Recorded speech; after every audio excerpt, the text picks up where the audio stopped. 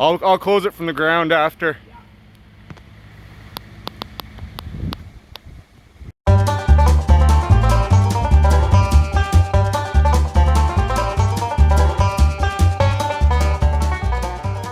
And we are live. Just kidding, we're totally not live. I'm gonna have to edit the heck out of this later. Alright, so what's up guys and girls? Hope you're all doing well. You're watching Bobsdecline. For those of you that are new to the channel, my name's Aaron. I've been living on the east coast of Canada for about 18 years now. What we've got here today, we're in a subdivision in town. Now, I'm gonna get a few things I want to go over actually. Let's back up. So, when you're watching this video, keep one thing in mind. These poles are a mess, okay? We're not gonna climb up these poles and bring everything up to standard. There has been a safety hazard identified. We're going to address it. We're gonna get the power back on, and we're gonna mosey on over to the next one. We got a super busy day. We're gonna submit a work order to the office for some routine maintenance to be done in the area. There's some stuff that's not quite up to snuff. But as for today, we're gonna go over what the safety hazard is that was identified. We're going to address it, and we're gonna hightail her out of here. It's like 35, 36 degrees today. Let's check it out. Oh, awesome. Heat warning, 34 degrees Celsius, 38. We're not used to that kind of heat around here. That being said, guys, I know you probably heard it from your moms and dads growing up your whole life, but water, H2O, drink lots of it when you're out there working in that heat. Don't want any of our guys dropping from heat stroke. It sucks, and it's real. So what we've got here today, guys, our locator was in the area. They're digging up the streets, replacing some water and sewage lines and stuff. So we had to send our locator out to identify all the underground primary. It's the developer that decides whether they want overhead power lines, underground power lines, or a mixture of the two. So this particular neighborhood has underground power lines that go under the streets and come up in through the backyards where it comes up into a pole and converts to overhead. They basically didn't want to be looking at any wires while driving up and down the streets. Looks nice. Once it gets old, it can be a real pain in the butt. So this neighborhood is starting to get pretty old. Like I said, we're gonna be coming back and doing some maintenance on the stuff here. As for now, our cable locator marked out in the street. You can see right here, some red dots. That's our 7200 volt single phase line. Goes in through the backyard and off in that distance, up that pole right there. There's a primary riser cable on that pole, down around the house, under the road, and up in that mess of trees over there.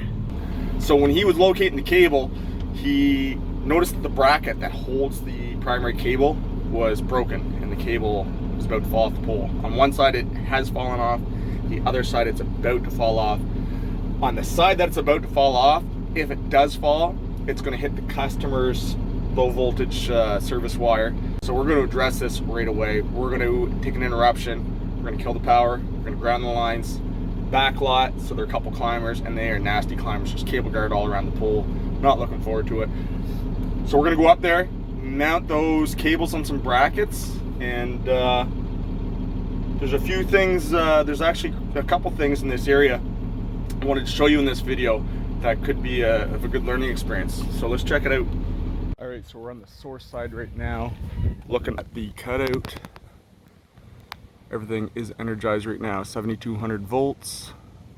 And you can see here, there's a real old school bracket holding that cable up in place, made out of wood. And the wood is actually split down the middle, and that cable is going to want to fall backwards once that breaks. Let's see if we can get a better look here. So our first step is going to be to open that cutout to kill this line. So I'm walking right over top of the buried cable right now. So once we open up that cutout, this underground cable will be isolated.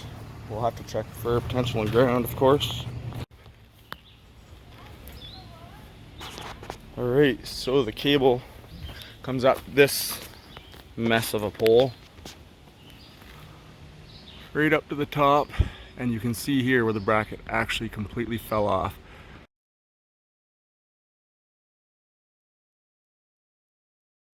So that cable dangling there is 7200 volts, and it's dangerously close to some grounds, some neutral wires, whole mess of stuff up there. Alright, so that's just a super quick rundown of the job. Now, I'm going to show you on the map what this line looks like here in a second. But on this side of the road where the source is, to just go and open that cutout from the ground is not really a good idea, because there's more than likely more than 10 amps on that primary, and that would draw a good size arc. You could cause some damage to some equipment up there. So what we're going to do, normally you would open that with a load buster tool, but with compromised equipment like that, with that cable ready to fall, we're not going to send a guy up that pole. We're not going to send a guy climbing up that pole and hook onto that with a load buster and possibly have that cable let go and cause a flash. So we're going to open it from the ground with our extendo stick, and we're lucky actually for this particular setup. There's only 3 transformers on the load side of this line. So we'll bring up our map here, show you exactly what we're looking at. So that GPS indicates where we're at. Those little U's on our line, that's showing that's an underground portion. On either side is our overhead. So when we open that switch, which is labeled as 8007 SO65, it's only a little spur line, just a side line. There's no back feed other than from the customers themselves. There's no way on the high voltage side that line could be re-energized. So rather than open this switch from the ground with an extendo stick, there's going to be quite a bit of load on it. Oh. What we'll do is we'll open 1 or 2 of those transformers first. Once we, let's say, pop this transformer open here, that's going to drop these 6 houses. We'll be within that 10 amp range at that point, so we can safely open this switch from the ground. Once that switch is open, that damaged part of the cable, whether it falls or not, will be isolated. It won't be grounded yet, but it will be isolated. So at that point, we can send a guy up that pole. What I'm going to try and do, though, hopefully that tap clamp isn't seized on, is I'm actually going to take my extendo stick right from the ground, hook it into the eye of that tap clamp. We're going to try to pop that lead off before we even send a guy up there at all. That way, everything is clear. He's got lots of clearance to work. And one more thing. So with those poles, you've seen all the cable guard around it. Back in my heyday, I throw on the hooks, I run up that pole. If I gotta kind of climb using my hands and leave my feet dangling like an old school rope climb, I do whatever. Nowadays, work smarter, not harder. I'm gonna put my ladder on that pole. So I'm gonna put my ladder onto the pole, and I'm actually gonna secure it and tie it at approximately the telephone height. That'll get me up past those 4 or 5 cable guards all the way around that pole. Then I can hook into the pole, climb the last few feet. It's gonna be a lot easier on my back. So that'll make things a lot easier, especially in this heat. So I gotta give the boys a shout. They're on their way here now. We will see how far away they are, and maybe we can get a couple action shots once we get going here. Hoping we should have her back on by 7. Yep, right on. Thanks, man. All right, bye.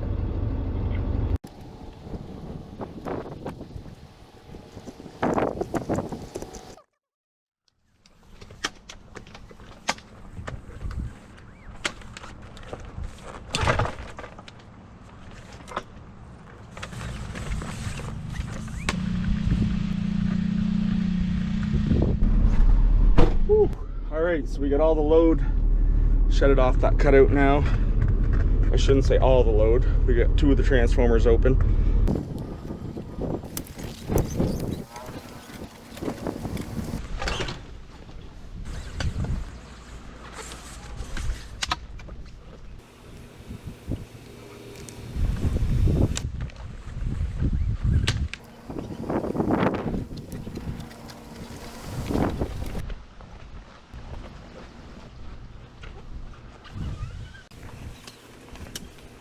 Alright, so that cable's all dead.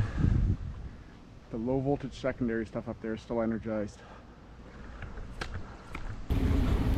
Alright, so that worked out pretty good. We were able to get that lead off right from the ground.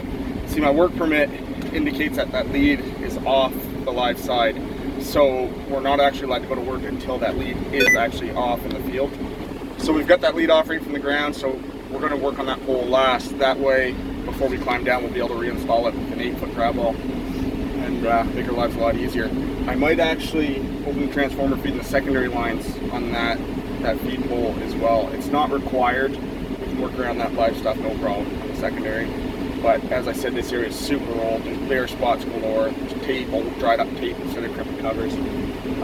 Just a mess up there. So the pole I'm going to be climbing up on is on the load side. So everything is dead up there. We're going to have to check potential and ground, of course, but there will be no live equipment on that pole. So I might strap on the helmet cam and see if we can get a good view of what's going on.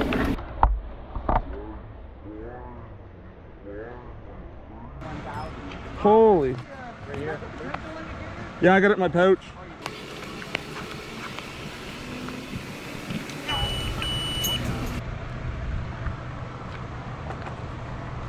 The whole office. Yeah, there's a few of us who haven't done it. I don't know mine on either. Wow.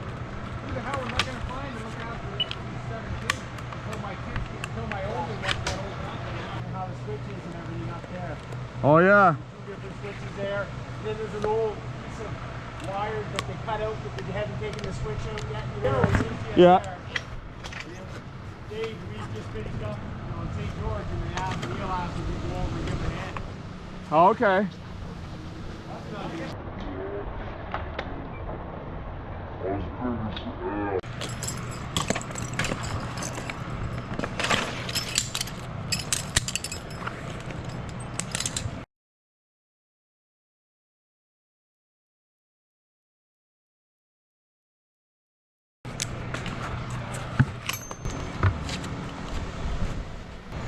Yeah.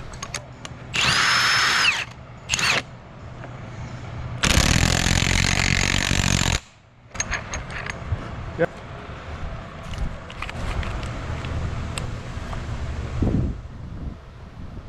All right, I want to take a step down and then untie it.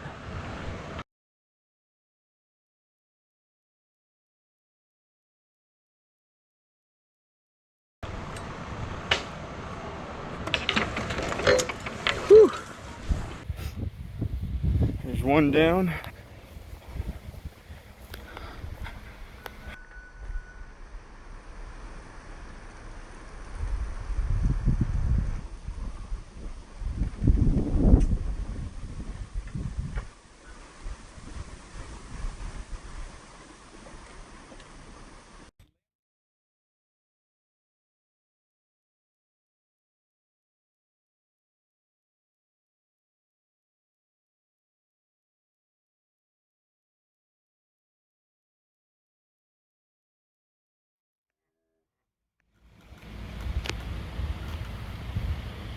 I'll close it from the ground after.